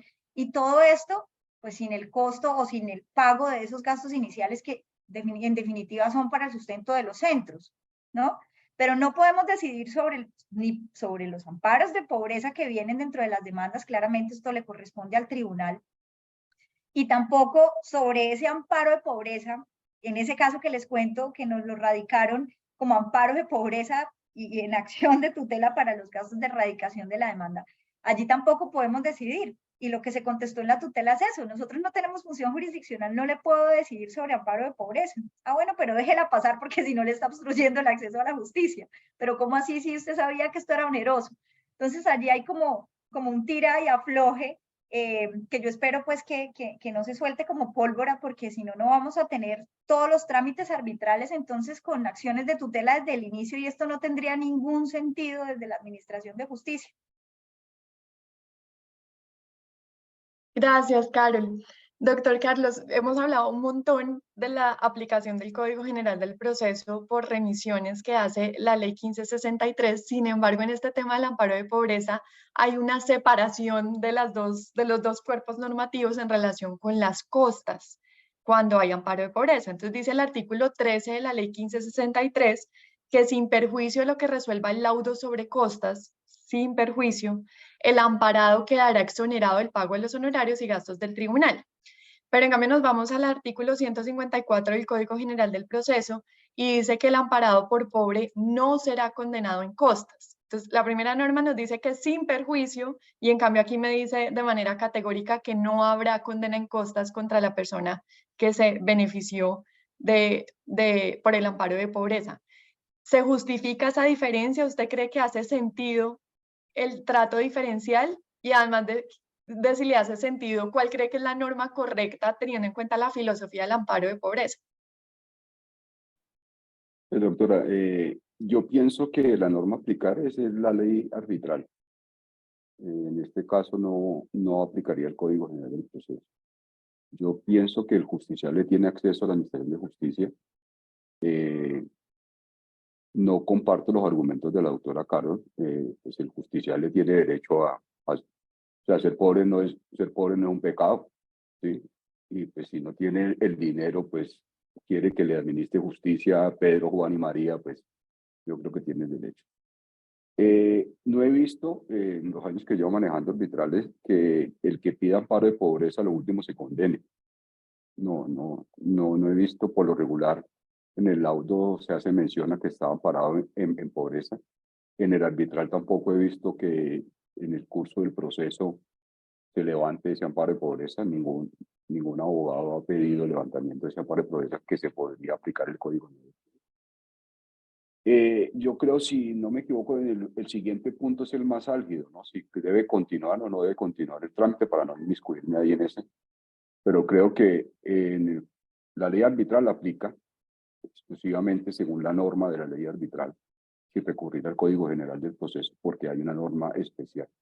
Y el justiciable tiene derecho a pedir amparo de pobreza, porque pues, es una norma que está constituida para que el justiciable pida justicia. Ya otra cosa es en el tema de los honorarios, que creo que es posterior, ¿no? Doctora, para mí inmiscuirme en eso, que en ese sí tengo indudablemente una posición bastante impopular, ¿sí? Pero pues la idea es esa, quedar Pero acá. me llama la atención que dice que no ha visto que haya condena en costas en contra del amparado, No. porque justamente lo que dice la norma es que queda exonerado el pago de los honorarios y de los gastos sin perjuicio de lo que se resuelva en el laudo sobre costas. Eso en mi entendimiento llevaría a que en su momento no tiene que pagar los honorarios, pero si al final, en función de las resultas del proceso, le corresponde el pago de las costas, pues eso no implica que no lo van a condenar por el hecho de estar amparado. Al contrario, habría condena. Sí, no he visto, por eso le digo, no he visto. O sea, si aplicamos efectivamente la norma, entonces vamos a ver genéricamente qué son las costas, los gastos que llevaron a cabo para poder llevar a cabo el proceso, y entre las costas incluye las agencias de derecho, ¿sí?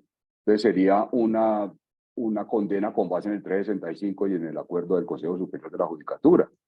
Entonces, tras de pobre, que perdió, pague, no sé, no, nosotros no nos hemos referido en los laudos que nosotros hemos dictado, no, pero no quiere decir que el pobre no pueda acudir a la justicia arbitral. Claro que puede acudir porque está pidiendo justicia precisamente, ¿sí? Entonces, nosotros no hemos condenado en los que yo he estado a costa de agencias de derecho, porque pues están parados por pobre, y creo que no. Obviamente, si la parte dice, oiga, adicione, que usted no se pronunció sobre eso, pues tocará adicionar, ¿sí? Pero yo creo que en ese punto no condenaría. Bien, paso con Maximiliano, con un tema que también creo que es relevante en términos prácticos, y es el de la posible terminación o levantamiento, como se le llame, al amparo de pobreza durante el proceso.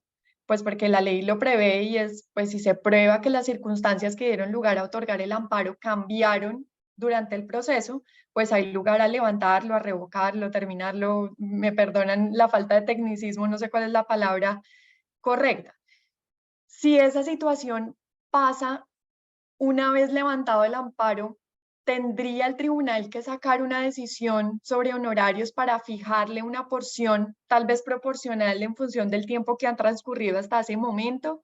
¿O qué pasa con los honorarios? Porque lo que dice la ley en últimas no es que no se fijen los honorarios, sino que habiendo fijado, la parte a la que se le otorga el amparo queda exenta del pago de la porción correspondiente. Pero si se levanta el amparo, ¿quiere decir que esa porción la reducimos proporcionalmente en función del tiempo que pasó, o ya sencillamente esa persona quedó libre a pesar de que se haya levantado el amparo? Bueno, yo para responder, digamos que creo que me tengo que devolver a un par de cosas que se han tocado, y es, los efectos del amparo de pobreza en un proceso judicial están más o menos claros, son anticipables en función del principio de gratuidad de la justicia permanente.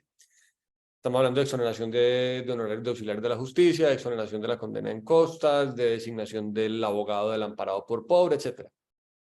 Y aunque hablamos de que la regla general del arbitraje es la onerosidad, la verdad es que en el artículo 1 de la 1563 la onerosidad no está como principio. Entonces, una de las cosas importantes del amparo de pobreza es el concepto de qué es la propia subsistencia. Sobre todo, digamos que creo que estadísticamente debe haber una mayoría de tribunales arbitrales en los que las partes son personas jurídicas. Entonces, la diferencia entre la subsistencia de una persona jurídica y la subsistencia de una persona natural quizás importa, al menos estadísticamente. La pregunta aquí tiene que ver entonces con hasta dónde la propia subsistencia es un factor en juego que entra en juego en el arbitraje, comprometiendo recursos de particulares más allá del arbitraje social. Particulares son los centros, particulares son los que integran un panel arbitral, particular es el secretario o secretaria, para efectos de determinar en qué momentos puede terminar. Entonces, la ley 1563 expresamente permite la concesión del amparo de pobreza, remite al Código General del Proceso en algunas cosas, pero no dice nada sobre la terminación. Lo obvio, en mi opinión, es que se entienda que se permite la terminación en los términos del Código General del Proceso, remite el artículo 158, lo que quiere decir que se terminaría a solicitud de parte y en cualquier estado del proceso. Entonces, con esto yo creo que hay que plantear algo que posiblemente nos obliga un poco a salirnos de la llamada fase inicial del arbitraje. Lo primero es lo que tocaba la doctora Carol ahora, y es que el amparo de pobreza puede ser solicitado incluso antes de la presentación de la demanda, pero solo puede ser resuelto por el tribunal. Y esto pues me plantea una duda, y es si solamente se puede exonerar de los honorarios y gastos del tribunal o también exonerar de los honorarios y gastos del centro. Creo que es una duda interpretativa que yo no tengo del todo clara. Entonces, lo primero es que el amparo de pobreza, no, en principio, en mi opinión, no tiene la virtualidad para exonerar el pago de los gastos iniciales, pero podría concederse y levantarse aún dentro de esa fase inicial de la que estamos hablando. Como hasta ahí no hay honorarios y gastos decretados, salvo los honorarios, los gastos iniciales que se pagan al presentar la demanda por parte del demandante, si se llega a levantar el amparo de pobreza antes de la audiencia de conciliación y fijación de honorarios, entonces en cuanto a la exoneración, nada pasa. Es decir, la exoneración nunca llega a tener efectos porque no se han causado ningunos honorarios pues la parte que en su momento un trámite temporal o un tiempo transitorio estuvo amparada por pobre, no quedaría exonerada de nada. Se fijarían los gastos honorarios y no estaría exonerada de pagarlos en el momento en el que llegue la oportunidad para el pago. Solo quedaría en ese caso por resolver si el abogado del amparado por pobre que se haya designado en ese momento queda obligado a seguirle representando, o si pese a haberse levantado o si al levantarse el amparo queda, digamos, liberado el abogado del amparado por pobre, o queda habilitado, por ejemplo, en términos disciplinarios incluso, para hacer una regulación de los honorarios. Si luego se produce la fijación de honorarios y gastos del tribunal, lo que decíamos es que una cosa importante es que el amparado queda exonerado del pago de los gastos y honorarios, lo que en mi sentir, como decía la doctora Daniela, quiere decir que los gastos y honorarios se calculan y se fijan, pero no se pagan por el amparado por pobre. Yo tengo dudas genuinas de si eso es equiparable a una especie de obligación natural. Es decir, si exoneración de pagar es lo mismo que no exigibilidad de esa obligación de pagar, y por lo tanto quedaría convertido en algo que al menos se parece mucho a una obligación natural. Pero implica que no son exigibles esos honorarios que se causen mientras subsista el amparo. Como esto nos lleva necesariamente por fuera de la fase inicial, al momento en el que han de pagarse los honorarios, digamos que es un efecto de lo que se decide en la fase inicial, pero mi opinión es más o menos la siguiente: se exonera únicamente de los que se causen mientras dure el amparo.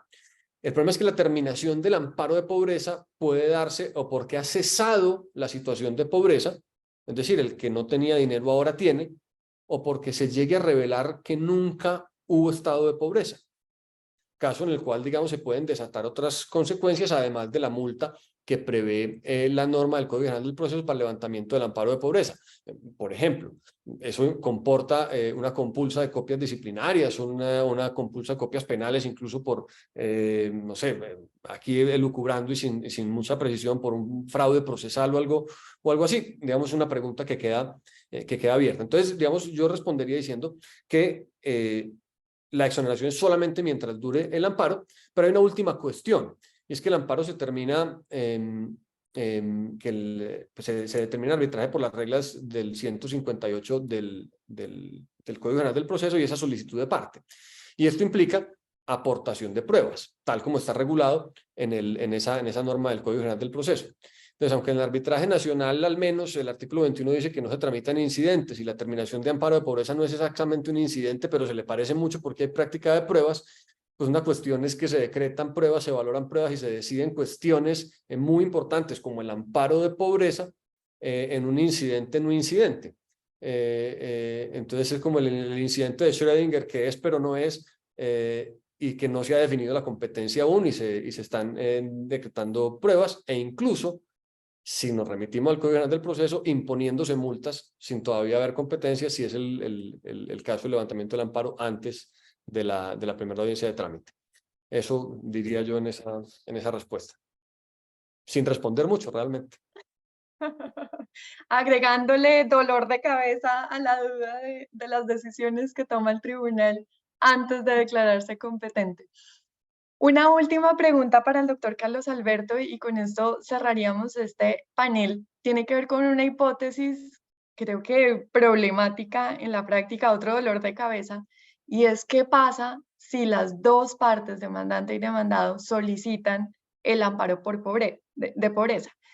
Y no solo qué pasa, sino que creo que vale la pena cuestionarse desde el punto de vista conceptual, porque entiendo que hay diferencias en la regulación, pero desde el punto de vista conceptual, ¿cuál sería la diferencia o qué justificaría la diferencia de ese escenario en el que ambas partes obtienen, si es que se puede, el amparo de pobreza y un arbitraje social? Pues bueno, yo creo que a ponerle más picante todavía a su pregunta es qué pasa cuando el demandado es el que pidió el amparo de pobreza. ¿Está obligado el demandante a pagar? ¿O el demandante pagó el 50 y el panel arbitral se cayó? Eso también es interesante. Yo creo, ante la primera pregunta, yo soy garantista, no sé si se han dado cuenta, yo soy garantista, yo pienso que el justiciable pide justicia, hay que darle justicia. Y vuelvo e insisto, nosotros los árbitros estamos en una lista y no podemos ser selectivos. Si me pagan, trabajo, si no me pagan, pues no trabajo. Y entonces, pues allá hay una cosa que se llama arbitraje social, entonces, pues desde, y si es superior a 40. A ver, yo de pronto diría que en ese punto los centros de arbitraje no han hecho una labor muy importante frente al arbitraje social. Se han quedado en que creo que es hasta 40 salarios el arbitraje social, pero si usted sigue leyendo la norma, dice sin perjuicio de que hagan unas cosas grandísimas, unas jornadas para, sin importar la cuantía, ¿no? Ah, pero no lo hacen, ¿no? Eso sí, no, porque ¿cómo así si no hay plata? Pero el mismo arbitraje social le dice, no, usted puede hacerlo, pero en los centros no lo hacen. Entonces yo creo que no podemos llevar al justiciable que ante una situación económica bastante complicada, ¿y por qué no puede ser que las partes estén en esa situación económica complicada? Pues le vamos a dispensar justicia. Yo pienso que sí. Yo pienso que el proceso arbitral debe continuar porque se está haciendo uso de una norma que consagra que las partes puedan pedir amparo de pobreza. A mí el que me parece más complicado es el que yo le digo cuando el demandante paga el 50%, el demandado amparado en pobreza, pues indudablemente no paga, el demandante debe pagar por él. Hay una tesis que dice que no, porque él paga lo uno y que no, si el otro no está obligado a pagar, entonces yo ¿por qué voy a pagar? Entonces digamos que no se paga. ¿El trámite arbitral continúa con ese 50%? Yo diría que sí. Pero hay una gran corriente que dice que no, que como así, que el 50% y que es mi 100, que no. Yo diría, bajo la misma premisa, de que estamos administrando justicia. En ambos casos, pienso yo que el trámite arbitral debe llegar a su fin y darle al justiciable lo que está pidiendo, que realmente es justicia. Gracias. Carol, Maximiliano, ¿algún comentario, algo que quieran añadir? Yo de pronto, digamos que por unos pagan todos, ¿no? Ahorita que el doctor Maximiliano decía, ¿será que sí está en situación de pobreza? Y ese análisis creo que tenemos desde el arbitraje, tenemos que ser un poco más rígidos con el estudio de esa solicitud de amparo de pobreza, porque si bien es cierto, quien lo solicita le basta afirmar que tiene calidad, que tiene esa calidad bajo la grada de juramento, pues, y que está en situación de pobreza y que sin menoscabo de lo necesario para la propia, que no tiene para la propia subsistencia, pero si nosotros desde el arbitraje lo estudiamos por encima, por decirlo de alguna manera, y no de fondo, pidiéndole realmente, pues no un tema probatorio robusto, pero sí pidiéndole justificaciones claras a esa persona de su situación para saber que efectivamente se lo otorgue o no, se lo conceda o no, pues al menos lo estoy haciendo con todo el conocimiento de su situación real. Y entonces no que ahora todo el mundo pida amparo de pobreza porque todos estamos en situación de pobreza y resulta que lo que tenemos que hacer es estudiar definitivamente quiénes sí, quiénes no. Lo que decía el doctor Paz ahora de las jornadas de arbitraje, sí las hacemos, pero no llegan. Los tribunales no llegan. Entonces, pues uno las anuncia, hasta tanto pues lleguen, y creo que es una labor de todas formas que sí los centros pues estamos un poco en mora de seguir avanzando, porque para recibir hay que dar, ¿no? Y si queremos que el arbitraje vaya a más partes y a más lugares y sea más accesible, obviamente pues tenemos que dar de alguna manera, y este ejercicio de las jornadas gratuitas o de las jornadas de arbitraje social se tienen que dar, y tenemos que ser un poco más fuertes en esto desde todos los centros. Yo les decía, no sé si alguna vez les conté que en Bucaramanga tenemos solamente una facultad de Derecho que tiene arbitraje como materia de cátedra, solo una facultad de Derecho. Entonces eso quiere decir que las demás ven el arbitraje dentro del marco de su materia de métodos de resolución, y por eso es que, pues, ¿cómo vamos a llegar, cómo vamos a hacer que los que vienen ahora, ¿no?, los que están graduándose, pues piensen en el arbitraje como una forma de solucionar los conflictos, si no es a través de estas posibilidades que nos da la norma, pues sobre todo en el arbitraje social? Ese sería como el tema de aporte ya final. Gracias, Carol. Maximiliano. Pues yo creo que la facultad de practicar pruebas es para la terminación del amparo expresamente por la disposición del Código General del Proceso, no para la concesión, lo que no quiere decir digamos que el tribunal arbitral tenga que decretarlo como automáticamente, sino que haya una especie de facultad de por lo menos revisar las condiciones mínimas de qué es la subsistencia y de la parte.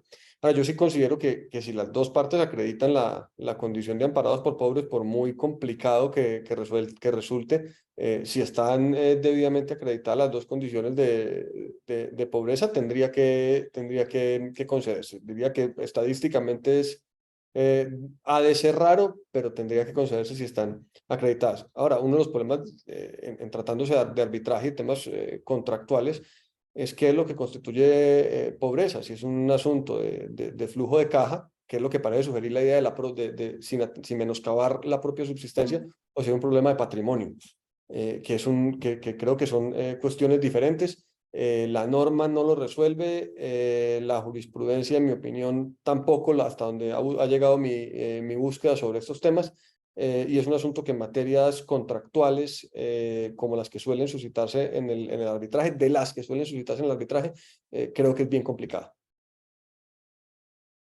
Bueno, gracias a todos. Creo que cumplimos la misión, no de resolver dudas, sino de sembrarlas.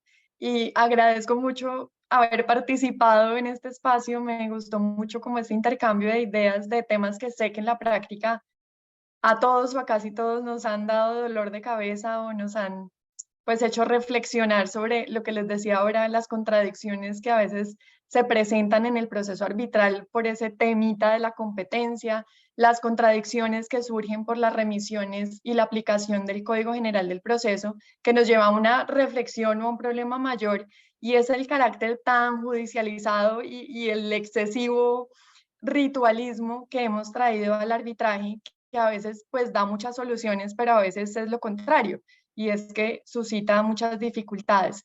Gracias de nuevo, doctor Juan Pablo, por este espacio, y bueno, creo que cumplimos con la misión de terminar unos minutos antes para dar un espacio para café o para descanso, y doctor Juan Pablo, pues ya lo dejo a usted a cargo. Muchas gracias a todos.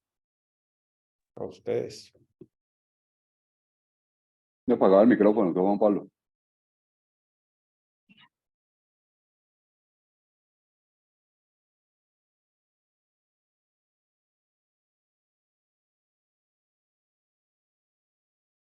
Qué pena que no me había dado cuenta que lo tenía apagado. Pero de verdad fue un panel estupendo, me divertí mucho oyéndolos y aprendí mucho además. Y solo quería decir un par de cositas muy pequeñas, simplemente porque no resisto la tentación de meter la cucharada, como dicen las señoras, o los señores, todos metemos la cucharada. Dos cosas muy pequeñas que no sé si son útiles, simplemente para dejarlos, para que la gente quede pensando. Yo, después de pensar en este tema de la competencia, desde hace algunos años he pensado que realmente el árbitro tiene una doble fuente de competencia, hablando sinceramente. Tiene una fuente de competencia que surge de la propia ley y tiene una fuente de competencia que surge del pacto arbitral. El árbitro tiene, por el solo hecho de ser designado árbitro por virtud de la ley, no de la existencia de un pacto, la capacidad de tomar las decisiones que la ley establece en la primera etapa del procedimiento. Porque precisamente la ley le habilita para ir avanzando el proceso y por eso puede decretar medidas cautelares, aun si al final no es competente para decir el asunto de fondo. Y tan es así en la ley que cuando se anula un laudo por falta de competencia, la ley no priva de todo efecto la actuación del árbitro, sino ordena remitir al juez para que continúe el proceso a partir del decreto de pruebas. Luego, eso resalta que hay ahí una competencia que es la propia ley la que la otorga, pero no es competencia plena, por consiguiente no puede haber laudo anticipado, Carlos, en mi opinión. Porque además hay otro problema. Íbamos bien, hombre, íbamos bien, ¿qué pasó? Y es el artículo 1 del Código General del Proceso, que yo creo que siempre hay que volverlo a leer, porque el Código prevé la aplicabilidad del mismo a una particulares cuando ejercen funciones jurisdiccionales en lo que no estén regulados expresamente en otras leyes. Entonces siempre hay que mirar si lo que dice el Código General del Proceso realmente no entra en conflicto o en contradicción con algo. Y por eso fue que en el proyecto de ley, cuando se presentó al Congreso, se incluyó el laudo anticipado porque mucha gente dice, primero, que no puede ser antes del auto de competencia por la falta de competencia para decidir el fondo. Y segundo, porque si uno mira la forma como está estructurada la ley dice cuándo se dicta el laudo. Cumplidos los alegatos, se cita para laudo. Es decir, la ley trae esa secuencia cronológica, no permite otro momento.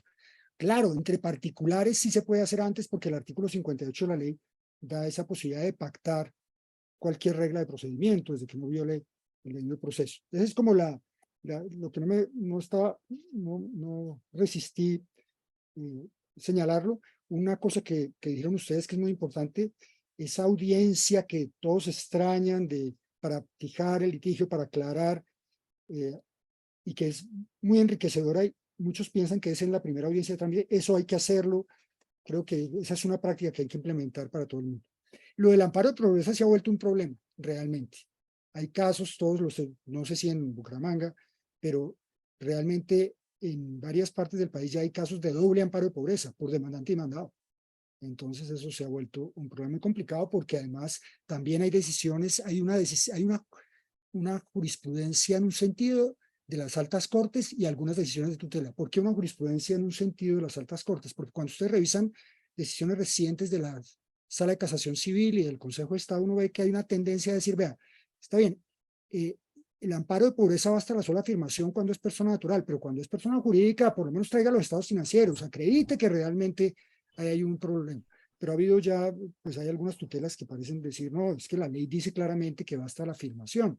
Pero eso parece razonable cuando es persona natural que no tiene que llevar contabilidad, pero el que tiene que llevar contabilidad debería por lo menos acreditar los estados financieros. Pero muy, muy interesante este panel.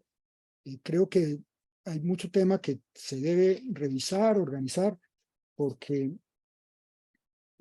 ustedes han planteado unas dudas fundamentales, pero creo que vamos avanzando mucho, porque siempre habrán dudas, siempre habrán dudas. Este es un excelente panel, les agradezco mucho, y aquí hacemos un pequeño receso para que la gente pueda descansar unos minutos mientras comienza el siguiente panel. De verdad, muchas gracias. Muchas gracias, doctor Juan Pablo. Gracias. Queridos Muy todos. bien. Gracias a ustedes. Hasta luego. Que estén muy Qué bien. pena, Carlos, que lo desilusioné. A lo último íbamos bien, pero como se me fue por un lado, ¿ya qué pasó? ¿Ah? Muy bien, Oh, muchas gracias. muchas gracias, doctor Juan Pablo, que estés bien. Muchas gracias a todos. Buen Doctor día. Juan Pablo, muchas Chao. Hasta gracias. luego, que estén bien. Dani, muchas gracias.